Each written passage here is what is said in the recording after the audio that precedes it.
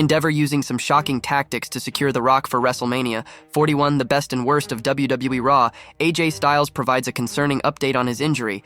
Gunther gets a huge threat after WWE Raw. Who is Cody Rhodes facing at WrestleMania? Cody Rhodes' promos sound like Japanese films that have been dubbed in English. The WWE forced to switch a title from Cody Rhodes to Roman Reigns, The Rock misusing his power in the WWE, and more. Let's dive right in.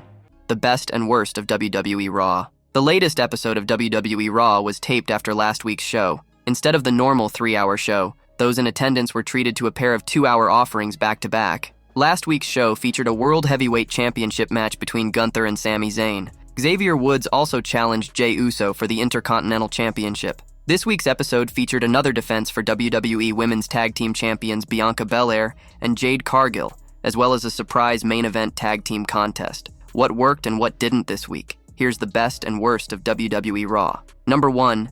Best.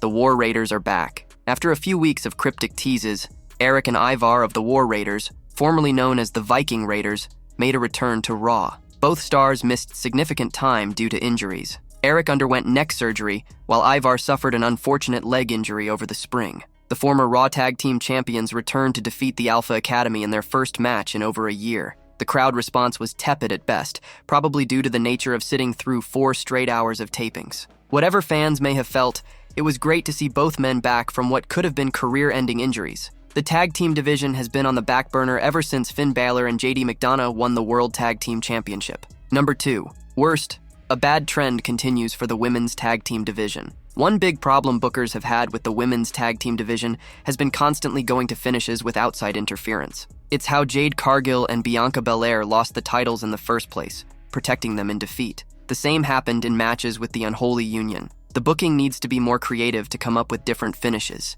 If it is because they don't want Belair or Cargill looking bad, then perhaps they should not be the champions. Lash Legend and Jakara Jackson attacked Io Sky, leading to the champions retaining their titles. The NXT duo already lost. So why are they still showing up to cost the last credible team in the division a shot? Skyway and Kairi Sane would gain nothing from a feud with Jackson and Legend. Number 3. Best. Heels making sense. WWE commentators try to make it seem like the villains are just horrible people with no regard for anyone or anything. In 2 separate instances, Raw heels explained the reasons behind their recent actions. General Manager Adam Pearce sat down with Bronson Reed to form a truce. Reed explained that people need to make statements, and those who do often move up or are rewarded. By going after a star who is at the level of Seth Rollins, he makes a bold statement. The logic made sense because if he is not given opportunities and does not have a chance to perform, how else can he improve his standing? Braun Breaker also explained why he hit Jey Uso with a spear only a week after shaking his hand.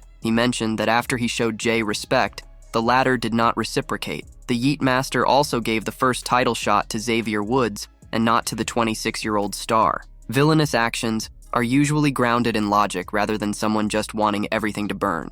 Number 4. Worst. The return of the wildcard rule? If you have watched Raw, SmackDown, and even NXT over the last few weeks, you'd think the polarizing wildcard rule was back in effect. The reason is that WWE is booking top champions to face each other at Crown Jewel 2024, and title holders have infiltrated opposing brands. On this episode of Raw alone, 6 SmackDown stars appeared for segments. Jade Cargill and Bianca Belair appeared on their 4th show in 2 weeks, and defended the titles on both Raw and SmackDown. If that's not oversaturation, nothing ever will be. Cody Rhodes had a segment with Gunther to sell their Crown Jewel 2024 showdown. Tiffany Stratton appeared at the beginning and the end of the show. Nia Jax also interfered to end the main event. Jimmy Uso appeared twice to talk with his brother Jey Uso. Having 2 hours for such a big roster was going to hurt some performers. It hurts even more when half the show involves SmackDown superstars. Number 5. Best worst.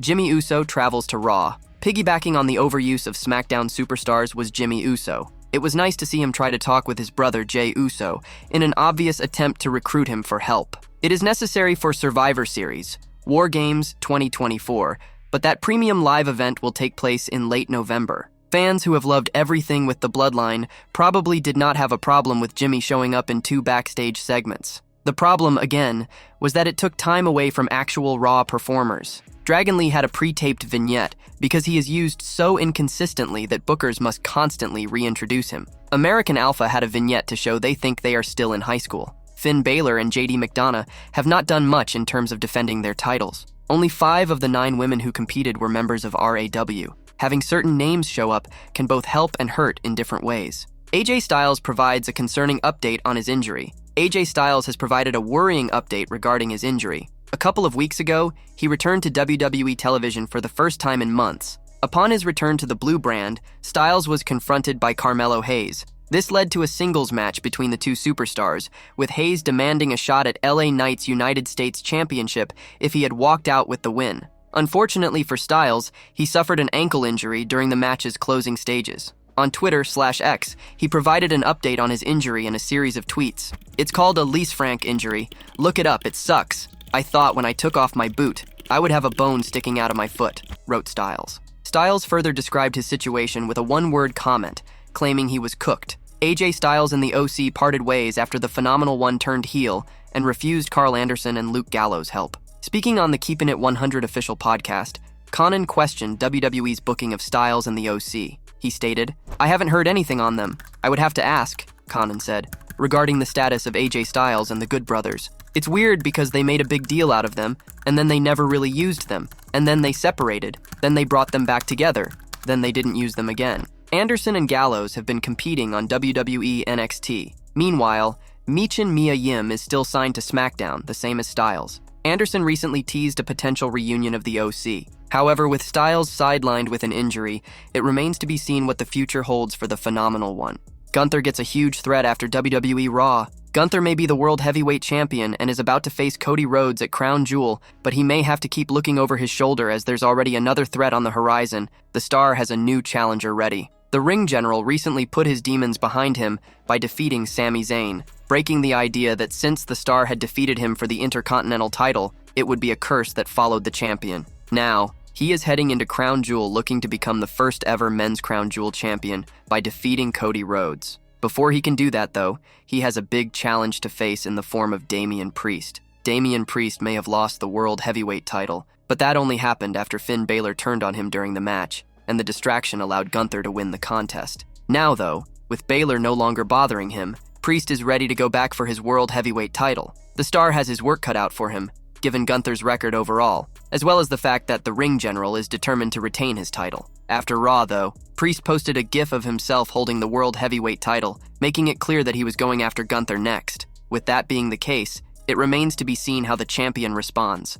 Who is Cody Rhodes facing at WrestleMania? Cody Rhodes and Roman Reigns teamed up at WWE Bad Blood 2024 to take on common enemies in the form of the new iteration of the Bloodline. The duo defeated Solo Sikoa and Jacob Fatu with the help of a returning Jimmy Uso. The Rock also made a shocking return just as the PLE was about to go off the air. Then, after the show, Kevin Owens turned his back on the American Nightmare, launching an attack on the champion in the parking lot. WWE officials were not happy with KO's actions, and he was fined and suspended. On this week's episode of SmackDown, Kevin Owens entered the ring despite his suspension to address his part of the story, but his mic was cut off. Now, the prizefighter's betrayal could have led to a rivalry between Orton and Rhodes. We saw Randy Orton tell Rhodes he was okay with him teaming with Roman Reigns until it didn't affect them in any way. However, on the latest edition of the Blue brand, Kevin Owens snapped at the Viper and criticized how he was trying to mediate between his two good friends. The prizefighter majorly turned on Rhodes after he shook hands with one of his bitter foes.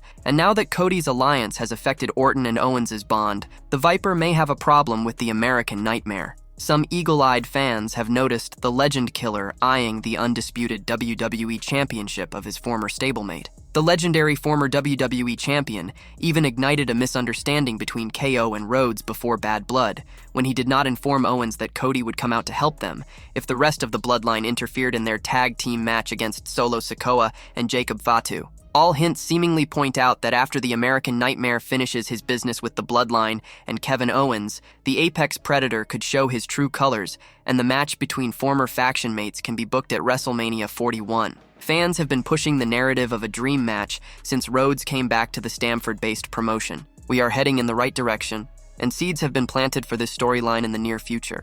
Cody Rhodes' promos sound like Japanese films that have been dubbed in English. Cody Rhodes has been one of the top guys on the WWE roster since returning to the company a couple of years back. While the American Nightmare is majorly over with the fans, his promo abilities have not impressed wrestling veteran Vince Russo. Cody Rhodes was present on the latest edition of Raw, where he had a promo battle with Gunther. The two champions will face off at Crown Jewel on November 2nd, with the winner being crowned the inaugural WWE Crown Jewel champion. Speaking about the segment on Sportskeeda Wrestling's Legion of Raw, Vince Russo said that he's tired of Cody's over-the-top and arrogant promos. The former WWE writer added that Rhodes' promos sound like a Japanese movie that's dubbed in English. I have kind of figured this out. I don't know if I have used this analogy before. I am sitting here listening to Cody. I am so tired of his over-the-top, pompous, and arrogant promos. You know what it sounds like? It sounds like a Japanese film that has been dubbed in English. I guarantee you, said Russo. Russo also talked about the war of words between the American Nightmare and Gunther.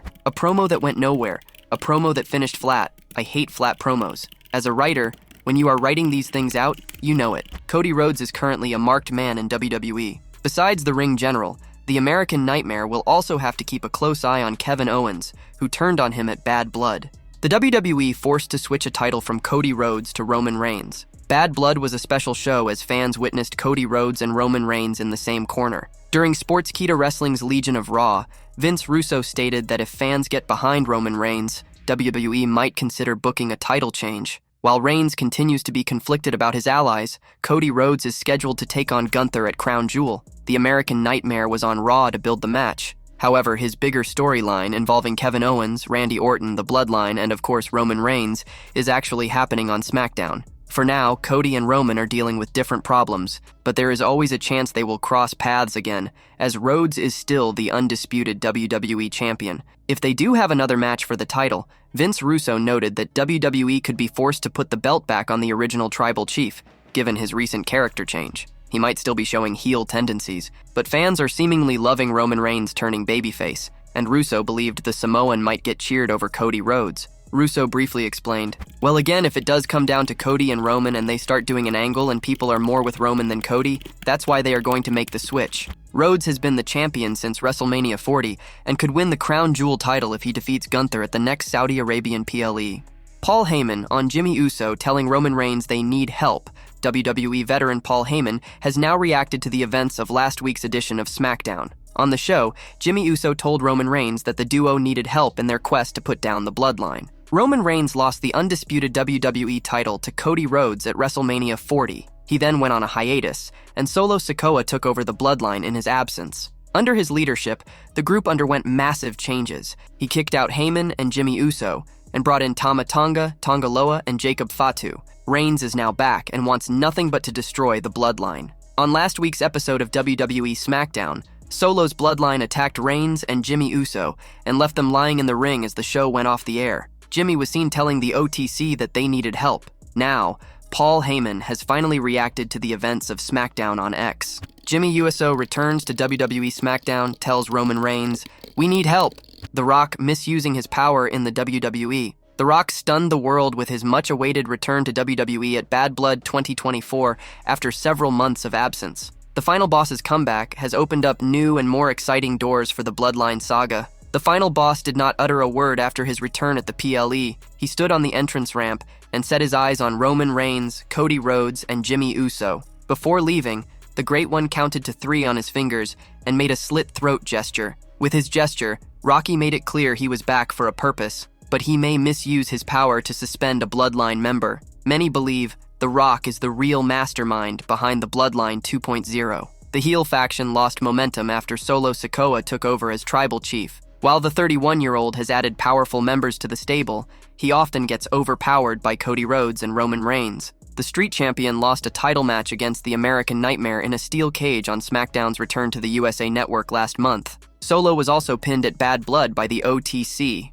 which might have upset Rocky. Additionally, Solo Sikoa may have mistakenly leaked the secret that the Final Boss's return at Bad Blood was part of the plan.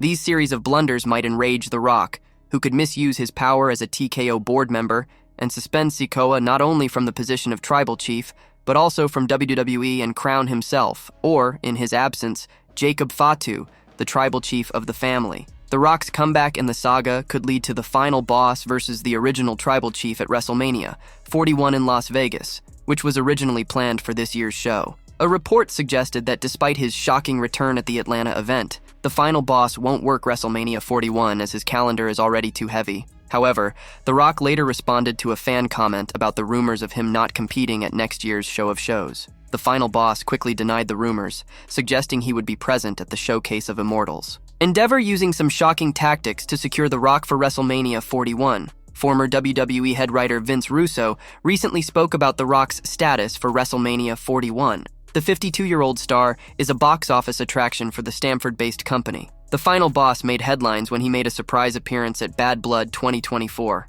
Although the Hollywood megastar did not say a word, his presence had fans speculating about his involvement in WWE's plans for WrestleMania. While speaking on Sportskeeda Wrestling's Legion of Raw podcast, Russo claimed that Endeavor would do everything in its power to secure The Rock for the show of shows. He claimed WWE's parent company would even consider paying off any Hollywood studio to get the Brahma Bull to make appearances at the Showcase of the Immortals. The 63-year-old veteran believed WWE fans did not grasp Endeavor's strength and influence. "I don't think people understand the power of Endeavor. Endeavor is in the entertainment business, bro. So, if The Rock were scheduled to work on that day, you don't think a hefty paycheck to the studio would do it? That's why it's ridiculous, bro. I don't think people really understand how dominant and strong that company is and what kind of stroke they have," Vince Russo said. Earlier this year, the final boss also signed a lucrative deal with the company, making him a member of the board of directors. It will be interesting to see how things shape up in the coming months as WWE prepares for WrestleMania season.